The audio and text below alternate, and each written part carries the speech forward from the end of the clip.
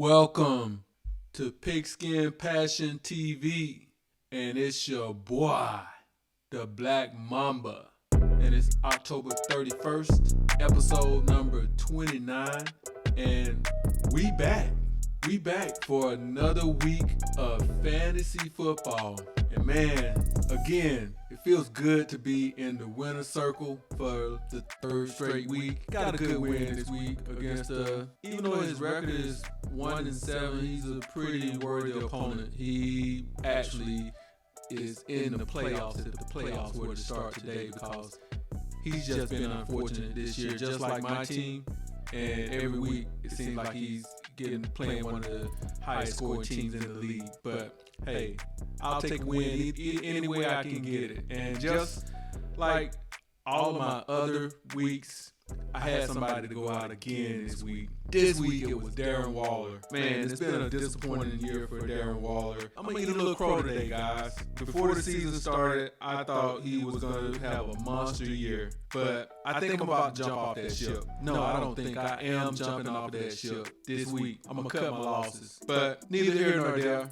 Even though he went out early, I wasn't really worried about it because he hasn't been producing for me a whole lot this year anyway.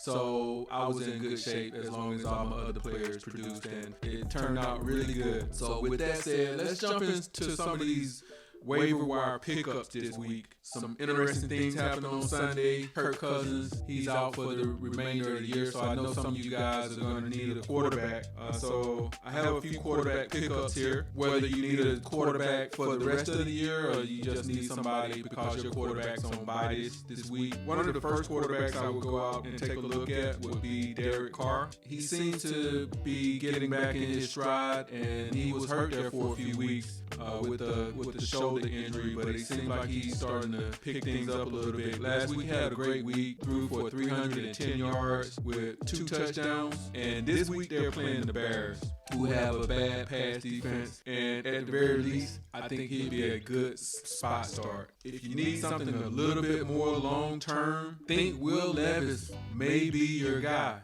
It was a small sample size, but he looked really good in his debut on Sunday. And I'll be one of the first to admit, I didn't think he was going to show up and show out like he did on Sunday. He showed a big arm with accuracy, and I think he even doubled up Ryan Tannehill's TDs for the year, which is pretty bad. I think Ryan Tannehill has like 2 TDs for the year, and Will Levis threw 4 tutties in his first game. He went 19 for 29 with 238 yards. His next 3 games are going to be kind of hard. He's got the Steelers, the Buccaneers, and the Jaguars. But after that, I think he'll be in quarterback-friendly territory with some of the teams that they're going to be playing. This is provided that he is the starting quarterback for the remainder of the year. And if he plays like he played on Sunday, I don't see any reason why he wouldn't remain the starter. I think Tannehill may have lost his job if that's the way Will played on Sunday is any indication of how it's going to be for the rest of the year. Another quarterback pickup that I would keep on my radar if I were you guys, and put an asterisk by this, if he's named the starter, and that's Taylor Heineke with the Atlanta Falcons. He came in on Sunday and opened up the passing game. The Falcons seemed to play better with him once he was in the game, and they benched Desmond Ridder because of concussion, but he never came back into the game. So from everything I've read, that it looks like the starter will be named on Wednesday. If he is the starter, I would go out and pick him up. He had 175 yards with one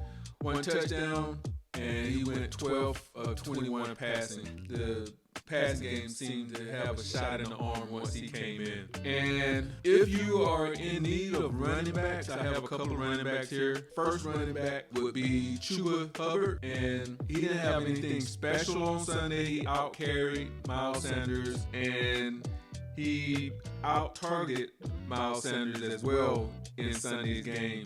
Even though he only got 28 yards on 15 carries, If you're hurting for a running back, he may be somebody that you can pick up and just plug him in your lineup and hope for the best. Another running back, if you're in need, would be Leonard Fournette. He got picked up off waivers by the Buffalo Bills. I think that this is basically just an upgrade to the running back room with Latavius Murray and Damian Harris. If anything, I think he'll take a few carries away from Murray, and that's about it. But again, if you need a running back, this is somebody that you can keep on your bench. And when you keep in mind also, guys, when you're picking up these guys, it could be they're one injury away from actually getting out there on the field and making a big impact on the game. In addition to picking these guys up like this early, you're kind of getting ahead of the curve, so you don't have to bid a whole lot of your budget on these players. You can get them at a pretty cheap cost. So moving on to the wide receivers, Demario Douglas would be a good pickup if you're in need of a receiver. Kendrick Bourne is out for the season. He was the number one receiver for the New England Patriots. Once he went out, Demario led the Pats with 7 targets and he had 5 catches. This week he's playing a really bad Washington Commanders secondary. So this week alone, if you just need somebody this week, he's a good pickup, but he could be somebody for the remainder of the year going into the number 1 receiver role. I think he would be a good pickup. Another receiver is Rashid Shaheed with the New Orleans Saints. He's kind of a boom or bust.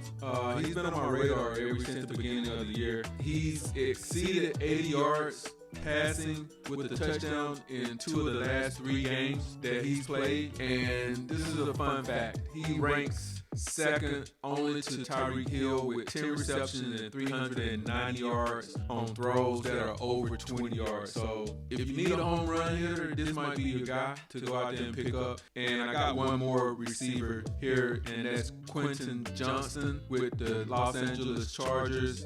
Last week he reached some season highs. He had 6 targets with 5 catches and 50 yards. Seemed to be used in the offense a little bit more than just somebody who can go down the field as a deep ball threat. He was actually in the offense. Normally when he comes in, he was just I think they call it a 9 route, where he just runs straight down the field for the deep ball. But he seemed to be in the offense a little bit more this week. And next is the tight end position. He's second on my pickup list. And at the tight end position, this is pretty much the only thing I'm looking to pick up this week. I think I'm pretty good in other spots. And my first pickup will be Dalton Kincaid with the Buffalo Bills.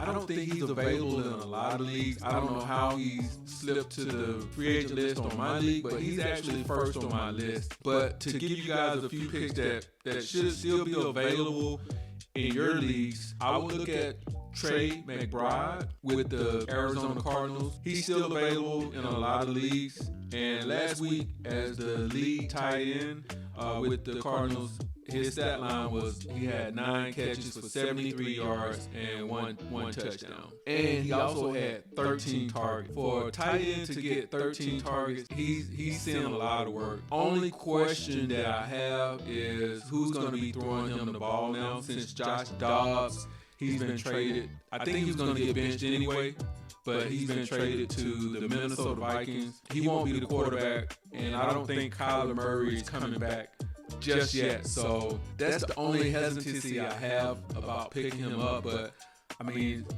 it looks like he's an integral part of the offense, so I definitely would go out there and get him if your tight end position hasn't been producing. Another pickup that I'm looking to get is David Njoku with the Cleveland Browns. If I don't get one of the first two guys, and he's been over the past few weeks, he's been heavily involved in the offense, and I think that would be a good pickup as well. And last but not least is Tyson Hill with the New Orleans Saints. This is the ultimate boom or bust pickup at tight end, but his ceiling is higher than probably a lot of, outside of Kelsey and maybe Mark Andrews. His ceiling, he carries a very high ceiling. Last week he carried the ball for 9 times for 63 yards and a pair of TDs, and he was actually used in the passing game. But I think it's gonna settle down a little bit with Juwan Johnson being back on the field. He's never a comfortable fantasy play, but he also can give you a big boost, when he's out there and they're using him. So Tyson Hill is someone that I would take a look at. And as always, I stream my defenses. This week, I actually went out and picked up, last week what I did was I picked up the New England Patriots so that I wouldn't have to worry about anybody else trying to pick them up this week. So they're playing the Washington Commanders this week. The Washington Commanders have given up 41 sacks this year. So that offensive line is terrible. And I think the Patriots probably have a good scheme. So I thought that was a good pickup this week. Another pickup that I would go out and get if they are available, which they should be, is the New York Giants.